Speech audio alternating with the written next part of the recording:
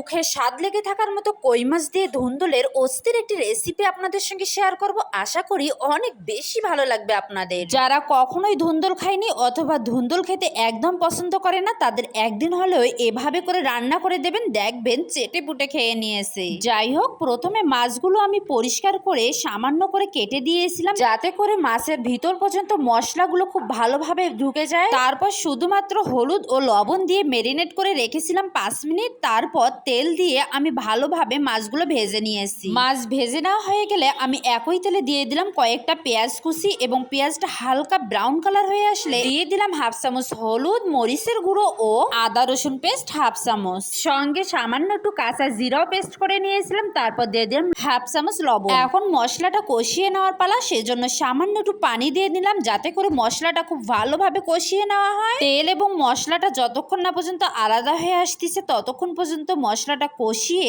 আমি এখানে দিয়ে দিলাম আগে থেকে পরিষ্কার করে কেটে রেখে দেওয়া ধুন্দুলগুলো। মশলার ওপর ধুন্দুলগুলো দেওয়া 2 থেকে 1.5 মিনিট আমি এভাবে করে মশলার সঙ্গে ধুন্দুলগুলো খুব ভালোভাবে কষিয়ে নিয়েছি, যাতে করে খেতে দুর্দান্ত টেস্টি হয় ধুন্দুলগুলো এবং মশলাটা ভিতর থেকে সুন্দরভাবে ঢুকে যায়। তারপর আমি একটা ঢাকনা দিয়ে ঢেকে রেখেছি 1 থেকে 1.5 মিনিট মতো, যাতে করে সফট হয়ে যায় সবজিগুলো। কিছুক্ষণ পর ঢাকনা খুলে সামান্য করে একটু নেড়ে দিতে হবে। এভাবে করে যদি ধুন্দুল একবার কষিয়ে রান্না করা যায় মশলার সঙ্গে, এবং সঙ্গে যদি থাকে কই মাছ, তবে এটি স্বাদে গুণে হবে একদম পারফেক্ট, খেতে হবে দারুণ মজাদার। সামান্য একটু কষিয়ে নেওয়ার পর আমি এখানে দিয়ে দিচ্ছি মাছগুলো। আমরা যে মাছগুলো ভেজে রেখেছিলাম প্রথমে, সেই মাছগুলোই দিয়ে দিলাম, কিন্তু খুব আলতোভাবে দিতে হবে। এখন মাছগুলো দেওয়ার পর কিন্তু খুব জোরে জোরে নাড়ানাড়ি করা যাবে না, তা না হলে কিন্তু মাছগুলো ভেঙে যাওয়ার একটা সম্ভাবনা থাকে। সেজন্য খুব সাবধানে আলতোভাবে একটু নেড়ে দিয়ে দিতে হবে পানি। এখানে 1 কাপ মতো পানি দিয়ে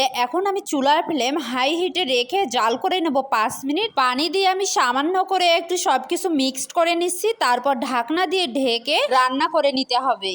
হাই হিটে প্রথম 5 মিনিট রান্না করে নেওয়ার পর ঢাকনা খুলে আমি এখানে দিয়ে দিচ্ছি ভাজা জিরের গুঁড়ো হাফ চামচ পরিমাণ। এই জিরের গুঁড়োটি দিলে রান্নায় স্ট্রং একটা ফ্লেভার ছড়ায়, যেটা কিনা রান্নার স্বাদ দ্বিগুণে বৃদ্ধি করে দেয়। গুঁড়ো মশলাটুকু দিয়ে সঙ্গে সঙ্গে কিন্তু ঢাকনা দিয়ে ঢেকে রেখে দিতে হবে, এবং এই পর্যায়ে লো হিটে করে 2 মিনিট জাল করে নামিয়ে নিলেই ব্যাস তৈরি হয়ে যাবে আমাদের অসম্ভব মজার ধুন্দুল দিয়ে কই মাছের এই রেসিপিটি।